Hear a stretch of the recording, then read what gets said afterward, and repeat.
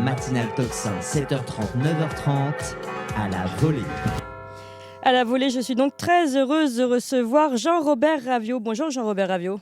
Bonjour. Et merci beaucoup d'être avec nous aujourd'hui. Vous êtes docteur en sciences politiques, professeur de civilisation russe, soviétique aussi à l'université et auteur de plusieurs ouvrages, dont ce dernier, Le logiciel impérial russe, aux éditions L'Artilleur. Je suis très très heureuse de vous recevoir aujourd'hui. Et avec moi, pour faire cette interview, j'accueille Régis de Castelnau. Bonjour Régis de Castelnau. Bonjour Clémence, Et bonjour merci. Jean-Robert. Bonjour Régis. Merci beaucoup d'être avec nous, Régis. On vous connaît d'habitude pour parler justice, évidemment. Je rappelle votre ouvrage, Une justice politique. Mais je le dis à tous, je le signale, vous avez un très bon blog qui s'appelle Vue du droit, où depuis quelques années, vous ne parlez pas que de droit pur, puisque finalement le droit s'insère un peu dans toutes les matières, hein, mais également d'analyse internationale et géopolitique. Et un blog de très haute qualité, avec des interviews de très haute qualité que je recommande à tous. Et donc, d'ailleurs, dans lequel vous aviez interviewé Jean-Robert Ravio. Donc, on va parler, et c'est pour ça que je suis très heureuse, finalement, votre livre, Jean-Robert Ravio, arrive. D'ailleurs, c'est amusant presque le phénomène aujourd'hui. On a eu un certain nombre d'ouvrages qui vont tous dans le même sens, c'est-à-dire nous, Occident, avons fermé les yeux à la réalité, à la réelle politique, à la réelle géopolitique. D'ailleurs, peut-être avons-nous même oublié l'école de géopolitique à l'ancienne. On prend en compte la géographie et l'histoire. Et c'est un peu ce que vous rappelez dans votre ouvrage. Et c'est ce qui peut aussi expliquer pourquoi aujourd'hui, je vais prendre justement l'actualité pour dérouler votre livre à l'envers. C'est peut-être ce qui peut expliquer le fait que nous ne sachions plus analyser sur le long terme. Vous revenez très souvent dans votre livre sur le long terme. On ne sait plus porter cette analyse-là, et donc on n'a pas su comprendre aussi peut-être les mots MOTS, hein, de Vladimir Poutine, les discours de Vladimir Poutine jusqu'au déclenchement de la guerre. Oui, c'est absolument exact. Je pense que il y a une sous-estimation, vous l'avez dit, des dynamiques historiques de long terme. La Russie, j'essaie de l'expliquer dans ce livre, s'est constituée comme un État moderne à partir du 15e, 16e siècle. Mais contrairement aux États d'Europe de l'Ouest, elle s'est constituée comme un empire de forme, comme je dis, archaïque, c'est-à-dire de forme ancienne, et non pas comme un État-nation. Et à partir de là, État moderne, empire archaïque, et cette conjugaison des deux n'a jamais été véritablement, je dirais, comprise, ou plus exactement, en Occident, en Europe occidentale. On a toujours perçu la Russie comme étant un État archaïque. Or, elle est à la fois un État moderne et un empire archaïque. Bon. Alors, l'histoire, la géographie, bien sûr, la continentalité de la Russie, État-continent, et dont la politique extérieure ne peut pas être uniquement, je dirais, orientée d'un seul côté, du côté occidental, même si c'est la priorité de la Russie depuis, je dirais, le début, et même si ça continuera de l'être. Moi, je pense que le basculement vers la Chine n'est pas quelque chose de définitif, ou en tout cas n'est pas quelque chose de enfin, que l'objectif de la Russie n'est pas d'être Oui. un pays asiatique comme un autre, mais d'être un espace.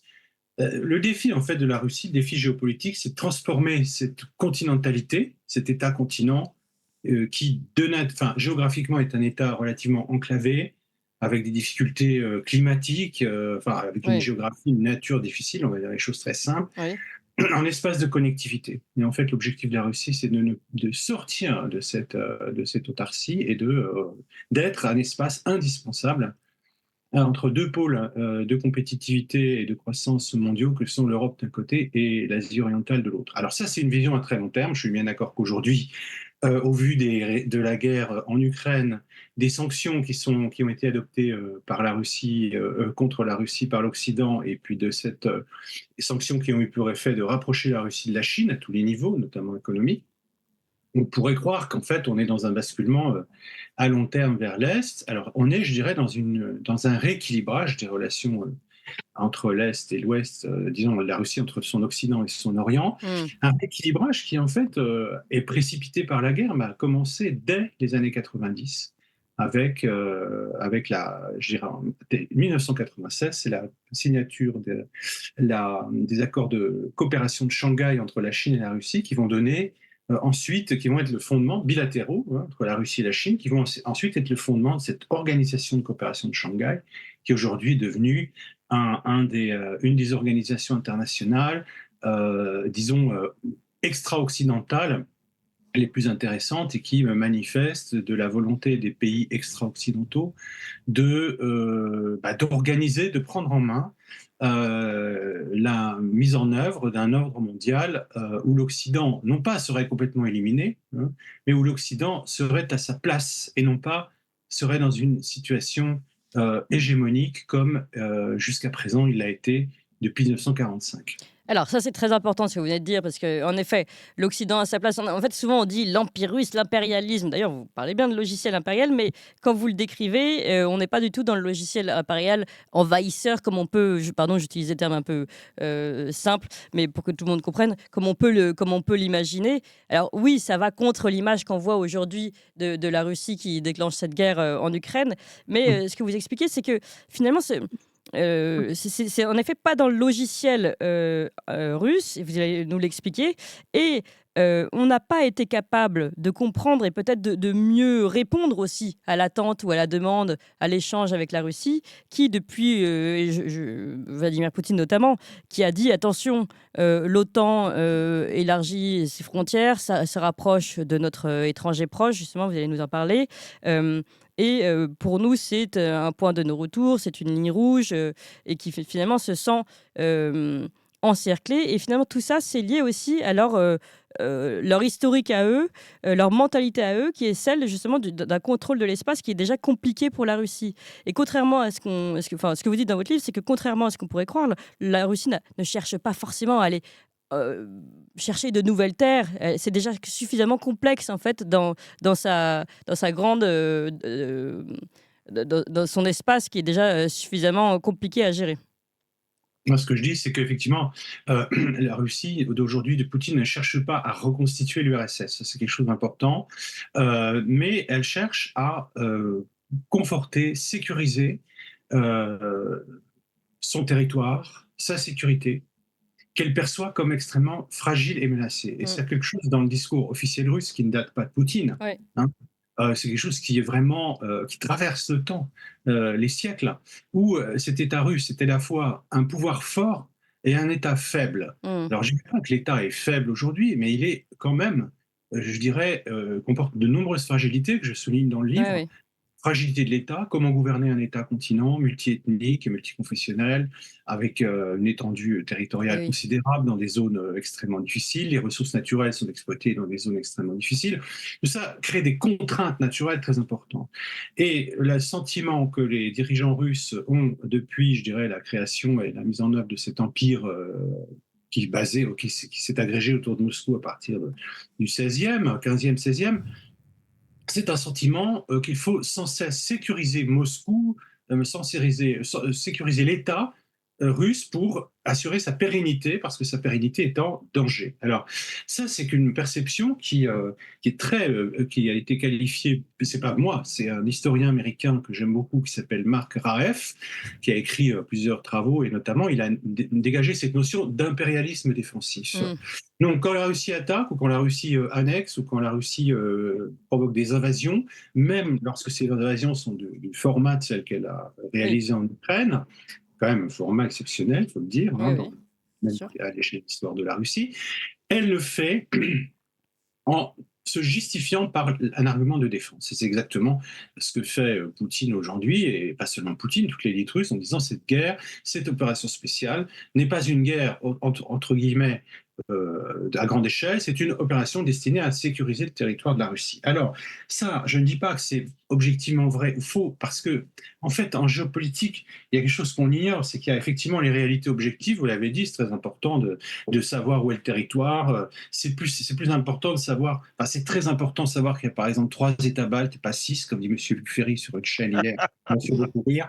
Oui, oui, C'est très oui. important de situer les frontières, c'est très important de revenir au fondement matériel de la puissance, hein, ce que je fais dans mon livre, mais c'est aussi très important de tenir compte de la perception qu'un État ou que ses dirigeants ont de ce territoire. Et c'est aussi ce que j'essaie de faire, c'est-à-dire que nous, occidentaux, globalement, on ne s'est pas suffisamment intéressé à la manière dont les dirigeants russes percevaient les évolutions internationales qui se déroulaient à leurs frontières au moment de la chute de l'URSS et après. Et cette perception que l'OTAN, ou que l'extension de l'OTAN vers l'Est, qui était voulue par les États, c'est pas et c'est pas parfois c'est comparé à une espèce de poussée vers l'est de l'Allemagne. Ça n'a absolument rien à voir, parce que les États qui ont adhéré à l'OTAN l'ont fait de plein Volontairement. gré, Mmh. l'ont demandé, étaient demandeurs Mmh. de Mmh. sécurité. Mais ce qu'il faut bien comprendre, c'est que la Russie l'a perçu comme Une non pas agression, comme oui. une attaque, mais comme une poussée Mmh. sur son flanc occidental, et une poussée hostile. Alors, cette hostilité occidentale à son égard, la Russie, il ne faut pas attendre Poutine. Souvent, on dit, voilà, Poutine qui arrive avec son régime autoritaire, de plus en plus autoritaire, il va s'appuyer sur ce discours de l'hostilité occidentale pour renforcer son pouvoir. Mais en réalité, quand on étudie les discours politiques russes, on s'aperçoit que Yeltsin, son prédécesseur, qui avait priorisé la relation avec l'Occident pendant toute cette décennie des années 90, Yeltsin a manifesté, et à plusieurs reprises, son inquiétude devant le processus d'avancée de l'OTAN, qui n'était pas encore réalisé à son époque, mais qui s'est réalisé en fait dans la deuxième moitié des années 90, lorsqu'il était président. Et ce discours de Poutine: attention, cette avancée vers l'Est est dangereuse pour notre sécurité, vous allez avancer vos missiles, nous allons percevoir en Mmh. fait une hostilité sur notre flanc occidental qui peut aller jusqu'à menacer nos intérêts vitaux. Menacer nos intérêts vitaux, ça veut dire avoir des bases de l'OTAN à ses frontières, à 500 km de Moscou, à 200-300 km de Saint-Pétersbourg, c'est-à-dire des centres vitaux de la Russie. Donc cette perception-là, elle a été, je dirais, et elle est encore, systématiquement considérée euh, comme en fait le masque d'un régime qui veut se poursuivre, d'un autoritarisme, une dictature, etc.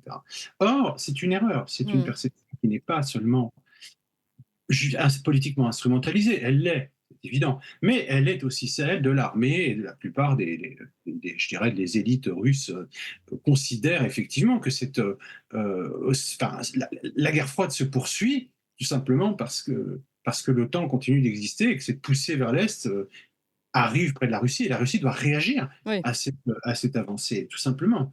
Donc ça, c'est vraiment mis sous le tapis, je dirais, en Occident pendant toute cette période, en disant la Russie n'a rien à craindre. Bon, alors, si elle n'a rien à craindre, pourquoi est-ce qu'il faut nous la craindre, puisque nous allons sécuriser. Alors, pourquoi est-ce qu'on ne peut pas discuter avec les Russes facilement de la manière dont on va agencer cette architecture de sécurité européenne? À chaque fois, les Occidentaux n'ont pas voulu en fait discuter avec les Russes. Lorsque Medvedev a proposé son plan d'architecture de la sécurité en Europe en 2010, il n'y a eu aucune réponse officielle. Voilà, ça a été un silence en fait. Oui. Donc, je pense que là, si aujourd'hui on est dans l'engrenage de la guerre, la guerre a été bien sûr déclenchée par la Russie en 2022, mais il y a avant ce déclenchement de la guerre toute une historique qu'il faut dérouler, et cette guerre, en fait, elle est le fruit d'une conflictualité russo-occidentale qui dure, enfin qui n'a jamais cessé en fait depuis la fin de la guerre. Oui. Non, mais c'est très intéressant, en effet, et ce dialogue impossible lié au fait que nous, Occident, alors peut-être aussi que c'est le cas, d'ailleurs, c'est ce qu'explique Emmanuel Todd au début de son ouvrage, que nous avons notre logiciel américain, américain occidental, que les Russes ont un logiciel différent, et qu'ils n'ont été tous les deux incapables finalement de se comprendre les uns les autres. Régis de Castelnau. Alors, moi, je pense que déjà, je vais commencer par là, la lecture de ce livre est indispensable. J'ai la prétention de ne pas trop mal connaître mon histoire, en particulier celle du XXe siècle, l'histoire de l'Union soviétique, et j'ai beaucoup appris à la lecture de ce livre, et j'ai appris des choses tout à fait essentielles. Le logiciel russe, c'est-à-dire cet empire défensif, c'est tout à fait décisif. Oui. Parce que on parle souvent d'impérialisme, Oui. et Jean-Robert démontre que l'impérialisme russe, et moi j'ajoute l'impérialisme chinois, ne sont pas de même nature que l'impérialisme anglo-saxon qui a organisé le monde, où la France a trouvé sa place. Au XIXe siècle, c'était l'ère des empires, comme disait Hobsbawm, le grand historien britannique, et donc c'est un impérialisme qui a été d'ailleurs décrit par Lénine dans son fameux ouvrage Impérialisme, stat suprême du capitalisme. Cet impérialisme occidental n'est pas de même nature que l'impérialisme russe. Et c'est extrêmement important de comprendre ça dans le moment que nous traversons. Dans le moment que nous traversons, au moment où, je vais dire, ce qui est extraordinaire, au moment où le monde anglo-saxon, je dis le monde parce que j'inclus la Grande-Bretagne qui est déchaînée actuellement, comment l'UE, alors que la Grande-Bretagne a quitté l'Union européenne, s'aligne sur les anglo-saxons et est au bord, enfin, je veux dire, de l'escalade guerrière avec la Russie. Oui. On va revenir évidemment sur cette actualité-là. Oui. Et voilà. Et donc, le livre de Jean Robert est indispensable pour qu'on comprenne mieux l'inanité du discours. Alors, Emmanuel Macron, comme d'habitude, est sorti de sa conférence qu'il avait organisée en urgence pour être le leader de la croisade. Il a sorti sa fameuse phrase sur les troupes au sol. Ça a été le tollé autour de lui. Et on a vu derrière, après les quelques vieux boomers qu'on avait convoqués, les Kouchner et autres, Serge July, venir dire que oui, il fallait aller faire la guerre aux Russes. Depuis une semaine, tous les plateaux sont remplis d'un certain nombre d'intervenants qui viennent dire oui, les Russes nous attaquent, les Russes nous attaquent, les Russes nous attaquent. Ils iront attaquer les 10 pays, les pays européens. Voilà ce qu'on a entendu. Oui, c'est là-dessus. Vous entendez évidemment. ces journées, le ministère des Affaires étrangères, Le Cornu, le ministre de la Défense, venir dire la Russie est extrêmement agressive avec nous. Alors moi, je me demande quels en sont les signes. Alors il y a le soft power, bien sûr, mais on a tout un discours et lorsqu'on a lu le livre de Jean Robert, on se dit mais attendez, il y a quelque chose qui colle pas quand même. Il y a quelque chose qui colle pas parce que c'est effectivement un empire défensif. Moi, il y a une chose qui m'a frappé, c'est la prise de conscience que j'ai réalisée à propos de l'État russe, un pouvoir fort et un État faible. Oui. Ça, c'est très intéressant. lumineux, mon cher Jean Robert. J'ai beaucoup aimé ça et tout d'un coup, je me suis dit mais attends, leur État s'est effondré totalement 2 fois en un siècle. Non, mais c'est colossal. Et quel État, quel pays, hein. L'Union soviétique, qui était la restitution de la formalisation de l'État tsariste, se sont totalement effondrés. Il ne restait pas pierre sur pierre. C'est inouï comme traumatisme que ça laisse. Alors, je ne parle même pas de la Deuxième Guerre mondiale et de l'organique que ça a représenté. C'était un quasi-effondrement en 1941 aussi.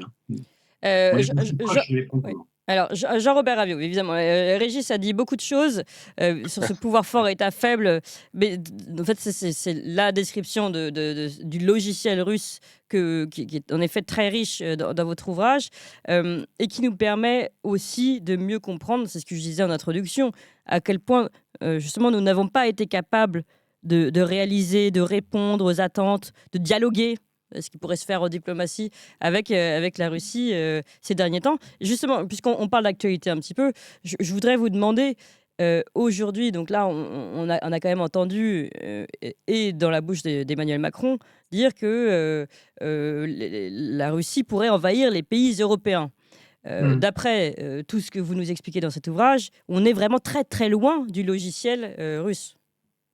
Alors, oui, effectivement, je pense qu'il y a encore une question de la perception et des jeux d'échelle dans la perception des choses et des réalités. Je pense qu'effectivement, les élites occidentales décrivent ou perçoivent la menace d'une manière beaucoup plus brouillonne, on va dire c'est comme ça, beaucoup moins claire que les Russes. C'est-à-dire que dans le discours de ces journées, mais c'est aussi vrai, d'une certaine manière, dans le discours de Stoltenberg, que moi je suis assez attentivement, parce que c'est le secrétaire général de l'OTAN. La menace russe est traitée comme une sorte d'énormes montgolfières, comme ça, qui se déplaceraient vers l'Europe, et ça comprend toute une série de choses qui sont en fait très très différentes. On met dans le même sac les cyberguerres, les menaces qui sont en fait des jeux de réplique de montée en gamme, on va dire, de l'intensité de la confrontation militaire, le déplacement de bateaux, ceci, cela, considéré comme hostile. Donc l'escalade de l'hostilité dans les conflits. Bon, ce qui est clair, c'est qu'on est en guerre avec la Russie, en fait, même sans l'avoir déclaré, puisqu'il y a depuis des années maintenant, et même avant la guerre de 2022, des forces armées, renseignements occidentaux sur le territoire des formateurs. Donc, en fait, on est déjà dans une guerre. Et donc, le fait de savoir si on avait des troupes au sol ou pas, et après de dire oui, les troupes au sol, ça ne veut pas dire que ce sont des troupes combattantes. c'est complètement absurde parce qu'en fait, les troupes au sol non combattantes, il y en a depuis au moins 2 ans, voire plus. Et puis, c'est la question des troupes au sol combattantes qui se pose. Alors, Macron a créé un espèce de... Alors, c'est très drôle parce qu'en France, on a l'impression que tout est fait pour justifier ce discours et dire qu'en fait, c'était une stratégie très intelligente qui consistait à provoquer pour mieux révéler. Bon. En fait, quand vous lisez la presse américaine, ce qui est mon cas, Mmh.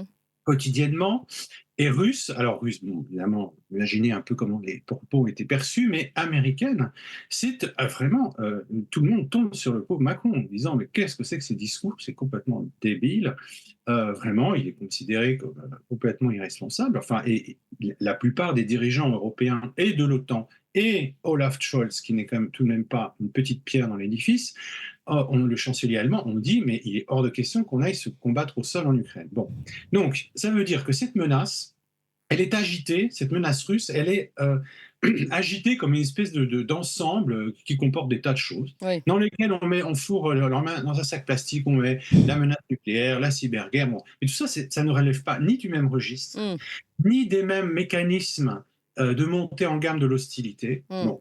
Donc, Ouais, parce les que cyberguerres, ça existe Jean-Robert depuis Avio, très juste pour vous longtemps. couper Oui. et pour illustrer pardon, votre propos, parce que pour montrer jusqu'où va, là je suis désolé, je suis obligé d'utiliser ce terme, le délire, quand on met les tanks russes et les punaises de lit dans le même sac, comme vous le disiez, c'est vrai Voilà. qu'on se dit que ça va un peu loin. Quoi. Ça s'appelle de la propagande, Mmh. c'est tout. Et elle n'est pas très fine, franchement, parce qu'il y a la menace russe. Les menaces russes, elles existent, bien sûr. Mmh. Les menaces, la France subit toute une série de menaces de pays extérieurs, y compris de ses ennemis, de ses adversaires, mais aussi de ses alliés, de ses meilleurs alliés aussi. Bon. Donc, après, il faut quand même serrer les choses et dire voilà ce qui relève. Alors, effectivement, c'est une menace pour la sécurité, voilà. Mais il faut quand même un tout petit peu expliquer aux gens la réalité des choses. Et la Mmh. réalité des choses, c'est pas que la Russie s'apprête à mener une offensive terrestre contre la France, c'est qu'après-demain, on risque d'avoir des chars russes qui défilent sur les Champs-Élysées. Ça, c'est pas possible. C'est complètement inenvisageable. Après, il y a une véritable escalade de l'hostilité, en Ouais, réalité. C'est évidemment. clair. Mmh. Le discours y participe, mais il faut serrer les choses. Et je pense que la tactique je ne comprends pas très bien ce que cherchait à faire Emmanuel Macron dans cette affaire, sinon à essayer peut-être de prendre la tête d'une coalition qu'il imaginait pouvoir mener, mais bon, c'était mal connaître. Encore une fois, je pense que là, il était pris en défaut, non pas de mal connaître la Russie, mais de mal connaître la mécanique de l'Union européenne et des pays de l'Union européenne. Et donc, de bien comprendre que même si la Pologne considère la Russie voisine, je rappelle, elle est frontière avec la Russie, comme une menace, et on comprend d'ailleurs pourquoi, c'est quand même beaucoup plus compréhensible que la Pologne considère la Russie comme une menace que la France, ne serait-ce que par cette frontière commune, et puis l'histoire, etc. La Pologne et son président, y compris son Premier ministre actuel, qui est quand même pas du tout, enfin je veux dire, très proche, on va dire, des instances européennes, on dit, mais jamais été question d'envoyer des troupes au sol. On en a parlé, mais il n'a jamais été décidé de même commencer le moindre début d'un programme de ce type. Donc je ne comprends pas très bien. Et ça participe de la propagande, et je pense que c'est un phénomène assez purement français. Propagande française, occidentale, hein, je le précise. Et occidentale, oui, Mmh. mais enfin bon, il y a des gens qui aux États-Unis disent aussi, brandissent la menace russe Mmh. et un peu partout en Europe. Mais moi, j'observe tout de même que ce qui se passe sur les plateaux télé et ce qui se passe dans les Champs-Élysées, c'est pas tout à fait la même chose quand même, et que si la bourde de Macron était, enfin la bourde, moi je considère que c'est une bourde, mais si c'était un geste calculé, ça aurait eu le mérite de révéler quoi? Eh bien que les pays européens, un, ne sont pas d'accord, donc il n'y Oui. a pas de consensus. Deux, que personne, ou presque, n'est prêt à envoyer des troupes au sol en Ukraine, à part peut-être les Estoniens, etc., mais qui vont envoyer 30 personnes. Après, Oui. on envoie des troupes au sol, qui, comment, avec quelle force, pourquoi faire, etc. Tout ça n'est absolument pas dit. Oui. Donc, voilà. Alors, par contre, si on regarde en face côté russe, si on analyse le discours sur la guerre, on voit, et Poutine l'a dit à sa façon, de manière toujours un peu ironique et Mmh. provocatrice, Mmh. en disant pour les Occidentaux, la guerre c'est du Walt Disney, pour nous on la vit dans notre propre chair. Ouais. C'est vrai, bon, c'est vrai.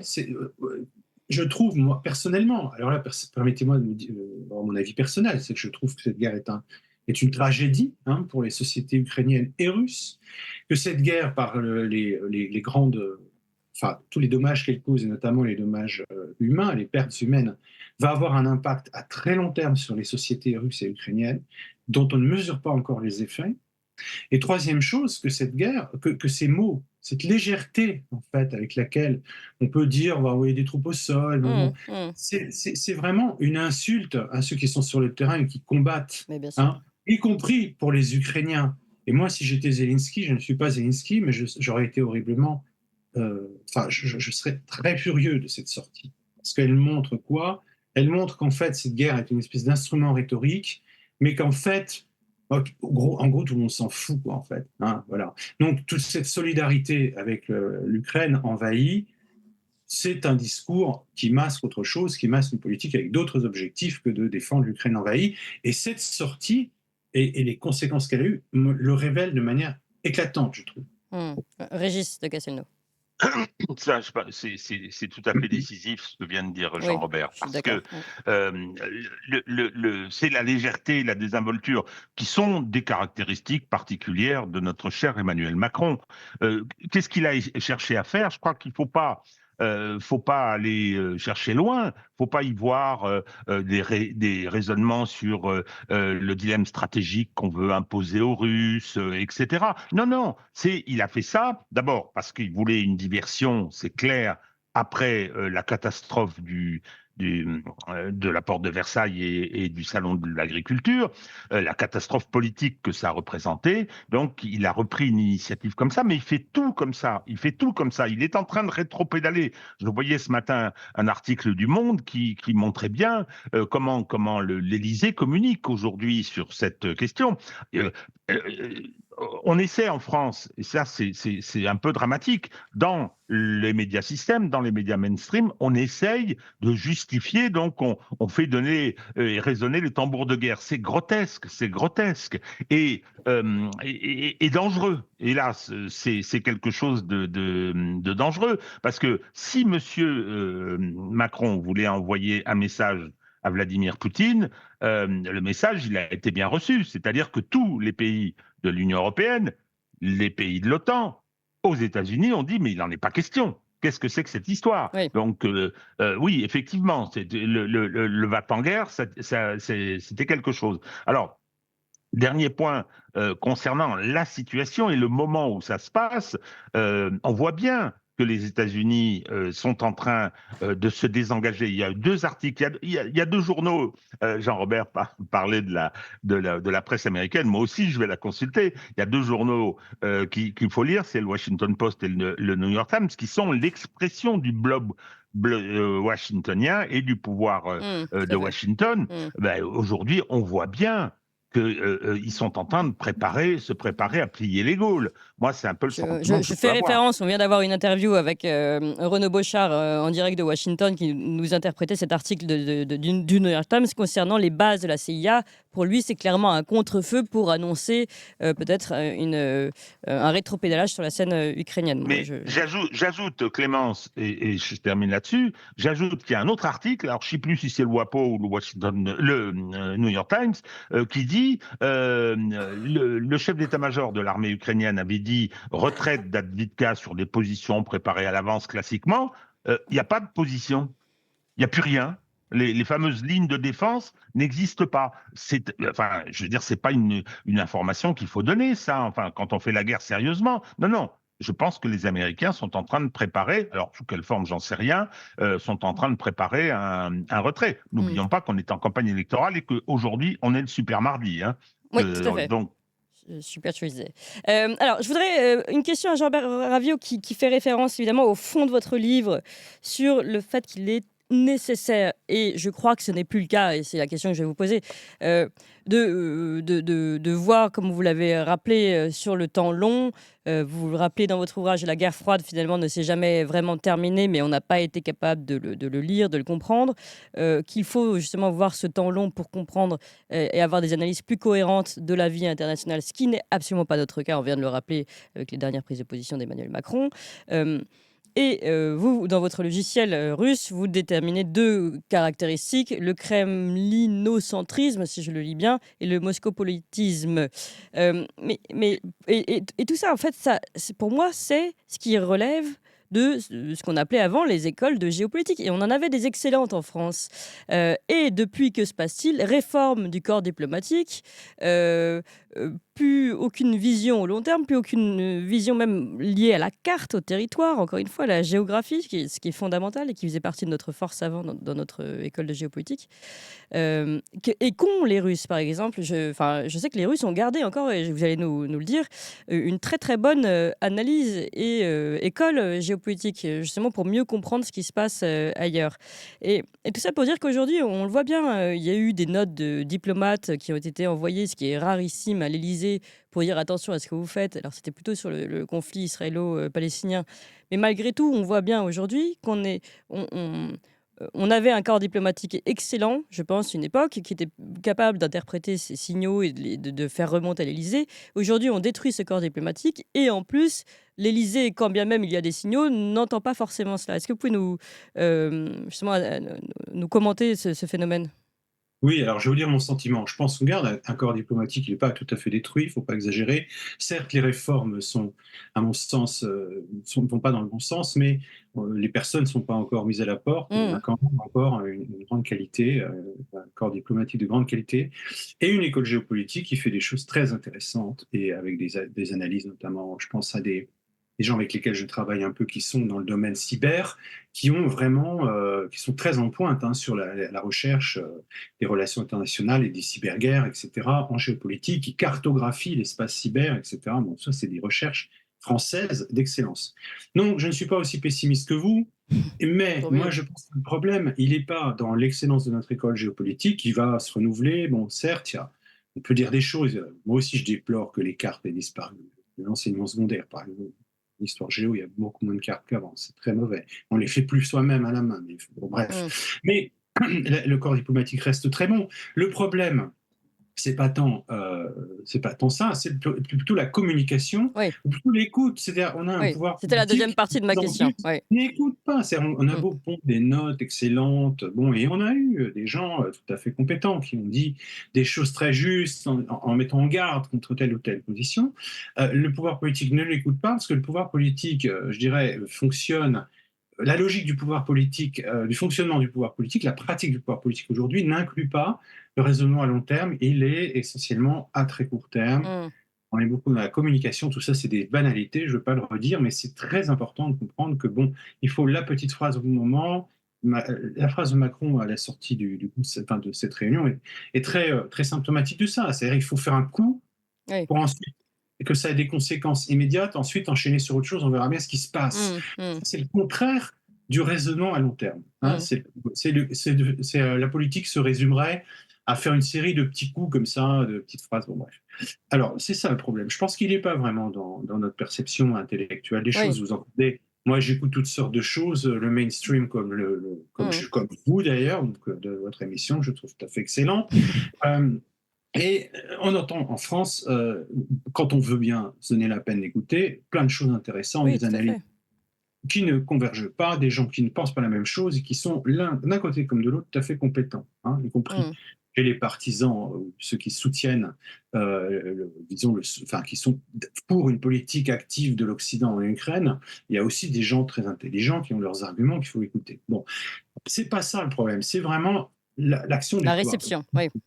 Et je pense qu'il n'inclut pas, qui est gravissime parce qu'elle enferme les personnes non seulement dans une connaissance limitée des choses, mais en même temps qui projette sur les autres soi-même. C'est-à-dire, Macron doit se dire, bon, Poutine va en gros penser comme ça. Mais non, pas du tout. Justement, il faut essayer de comprendre que les dirigeants occidentaux ont une pratique du pouvoir qui n'est pas celle des dirigeants chinois, qui n'est pas celle des dirigeants russes, qui n'est pas celle des dirigeants indiens, je ne parle même pas des dirigeants africains, latino-américains. Et ça, c'est quelque chose qui me semble être une évidence et qui me semble être complètement oublié. C'est-à-dire, on ne se pose pas la question de savoir comment ce problème peut-il être lu, analysé par le pouvoir d'en face. Voilà. Et à partir du moment où c'est tout simplement excusez-moi de le dire, de manière aussi crue, mais après tout, chez vous, on peut dire ce qu'on pense, ça s'appelle l'imbécilité. Hein. C'est-à-dire l'incapacité de comprendre que l'adversaire a une mentalité qui n'est pas la vôtre. Et que la base, c'est quand même de comprendre, puisqu'on est dans un conflit, une conflictualité avec la Russie depuis très longtemps, en tout cas depuis la guerre froide et après, le minimum serait essayer de comprendre comment s'articule la pensée des dirigeants russes et comment ils réfléchissent, comment ils voient les choses, comment ils analysent les choses.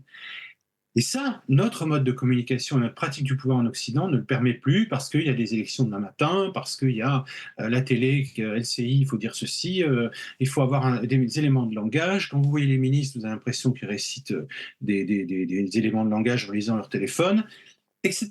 Toute cette pratique-là, elle va pas dans le sens de politique à long terme. Je pense que c'est vraiment ça la question. C'est pas, moi, j'incrimine pas les personnes pas du tout. On est dans une logique plus globale qui fait que la pratique du pouvoir occidental rend sourd au monde. Voilà, c'est ça que je dirais. Oui, vous dites sourd, c'est drôle, et Emmanuel Todd dit aveugle. Donc chacun ça. Ça fait déjà pas mal. Hein, Oui, oui. Voilà. Non, On va combiner les deux, ça va être. voilà, c'est ça, exactement. Régis de Castelnau, je vous donne le mot de la fin. Finalement, j'invite vraiment tout le monde à se procurer ce livre, hein, qui est fondamental. Je pense qu'il donne des clés. Nous, on s'est aidé, on s'est appuyé de ce livre pour comprendre ce qui se passe aujourd'hui. Mais c'est un livre qui, de toute façon, voilà, restitue le logiciel, le fonctionnement russe, le logiciel impérial russe. Mais Régis, je vous donne le mot de la fin sur ce... Alors, je vais dire deux petites choses. Allez-y. Premièrement, effectivement, faut lire ce livre. Moi, j'y ai appris beaucoup et ça m'aide à mieux comprendre ce qui est en train de se passer. Deuxièmement, j'étais content, je vais faire un autre conseil de lecture, j'étais content de voir une citation en exergue d'un des chapitres de Jean Robert. C'est un poème extraordinaire qui s'appelle « Les Scythes » d'Alexander Blok, qui était en 1920 un poète russe, et qui finalement raconte ce qui est en train de se passer un petit peu, hein, où on voit d'ailleurs que les Russes, et c'est ce qu'il a dit en commençant, les Russes se sont tournés vers l'Orient parce qu'aujourd'hui l'Occident ne leur parlait plus, ou en tout cas les mettait d'après eux en danger, mais je pense qu'il faut raccommoder, il faut remettre en route un processus de dialogue avec eux qui nous permettra de sortir de cette situation. Oui. Eh bien, merci beaucoup à vous deux. Merci encore Jean-Robert Ravio. Je rappelle le titre de cet ouvrage, hein, Le logiciel impérial russe, édition Merci beaucoup pour L'Artilleur. votre invitation. Merci, ça permet vraiment, si on pouvait l'envoyer, hein, si les messagers fonctionnaient à l'Élysée, ce serait pas mal. Ça permettrait peut-être d'arranger la situation et de nous rendre moins sourds et aveugles, en tout cas. Merci encore. Merci à vous, Régis de Castelnau, d'avoir participé à cette interview. On vous retrouve jeudi avec plaisir, comme toujours, pour notre chronique Police Justice. Tout de suite,